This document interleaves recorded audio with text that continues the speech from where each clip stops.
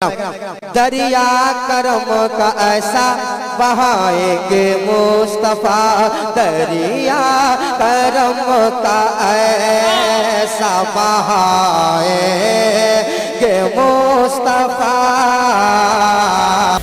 تو بہرحال یہاں مجذوبین پر بھی ان کا ایک اعتراض تھا، بلکہ یہاں تک اعتراض ہے، آپ کو حیرانی ہوگی کہ سرکار غریب نواز ہندوستان تشریف لائے، چلیے یہ تو عام ولیوں کی بات ہو رہی تھی، ان کو سلطان الہند پر بھی اعتراض ہے، اور شاید اس لیے ان کو سلطان الہند پر اعتراض ہے کہ یہ یہودوں کی نسلوں کے ہیں، یہودیوں کا مشن بڑھانا چاہتے ہیں، تو ان کو پرابلم یہ ہو جاتی ہے کہ یار غریب نواز نے اتنا اسلام پھیلا دیا اور آج ان کے کروڑوں اربوں عقیدت مند ہے، تو ہمارا پھر وہ کفر کا مذہب کیسے چلے گا؟ تو جس نے اسلام لایا اس کے خلاف بولو، اس سے دشمنی کرو تاکہ اس کی عقیدت دور ہو جائے دلوں سے، تو نتیجہ یہ ہوا کہ ہم اپنی طرف جذب کر سکے۔ تو اب ایسی باتیں کی گئی، ذرا سنیے آپ، مولانا جلال الدین قاسمی صاحب، ذرا سنیے ان کو۔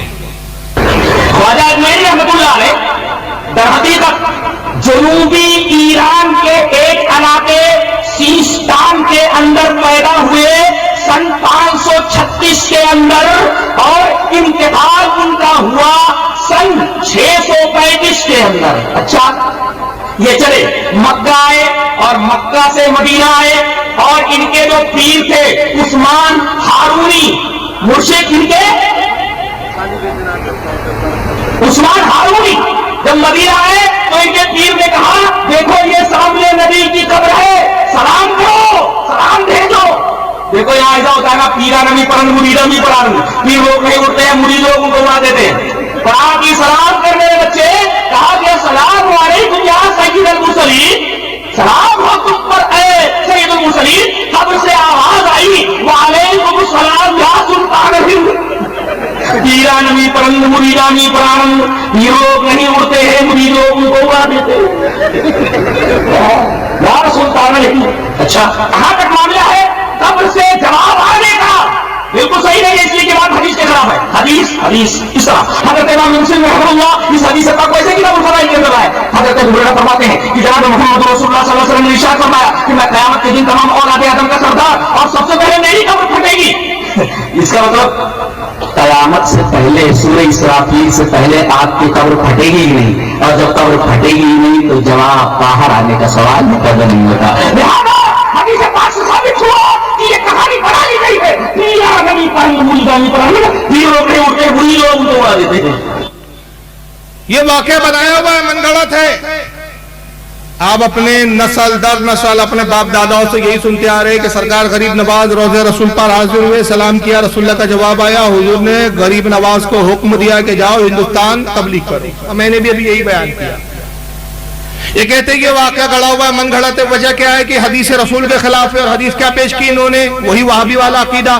وجہ یہ ہے کہ جن کو یہ مانتے ہیں نا اپنا بڑا، ابن تیمیہ، محمد ابن عبد الوہاب نجدی، ان سب کے عقیدے تھے کہ رسول اللہ مر کر مٹی میں مل چکے ہیں۔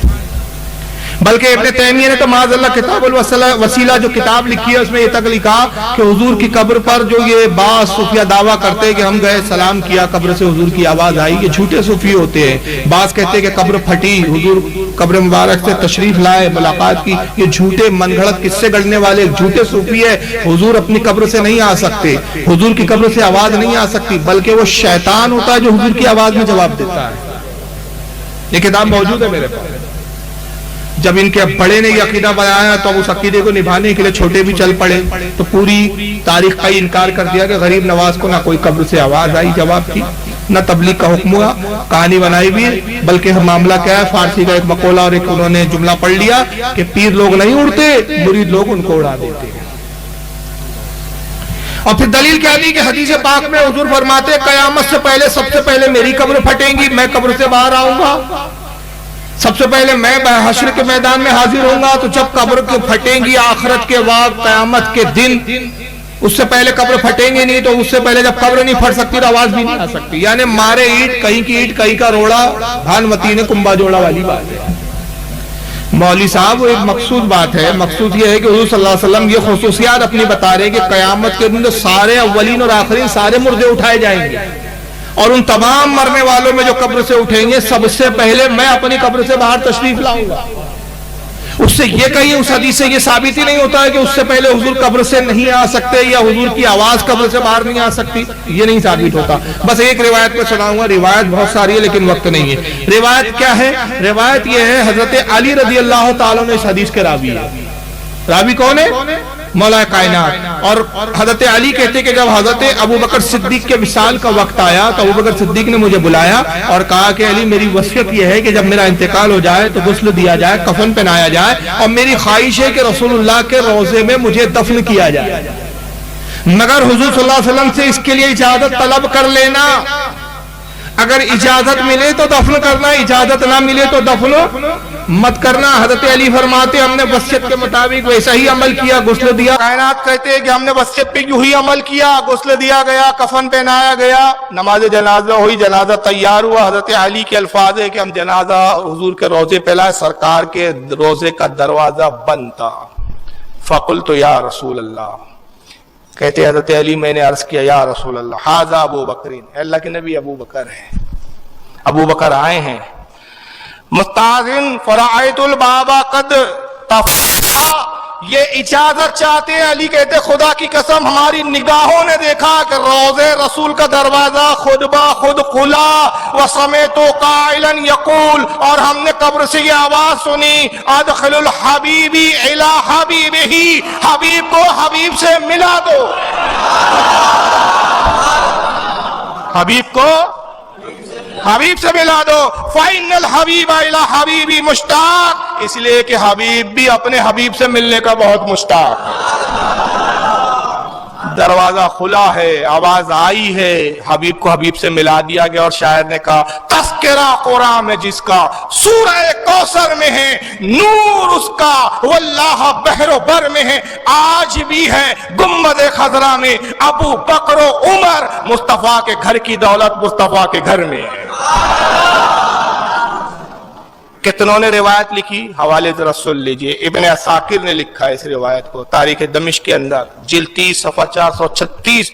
امام فخر الدین رازی رحمت اللہ علیہ تفسیر کبیر میں لایا، تفسیر الکبیر جلد 21 صفحہ 28، سورہ کہف آیت نمبر 9 کے تحت اس روایت کو لکھتے ہیں۔ اور حضرت، یہ نام تو مجھے بڑا پسند ہے یار، سبھی پسندیدہ ہے، سب میرے امام سروں کے تاج ہے، لیکن کچھ نام ایسے ہوتے کہ لینے میں ہی تھوڑے سے بدن کے بال کھڑے ہو جاتے ہیں۔ یہ سرکار مخدوم اشرف جہانگیر سمنانی،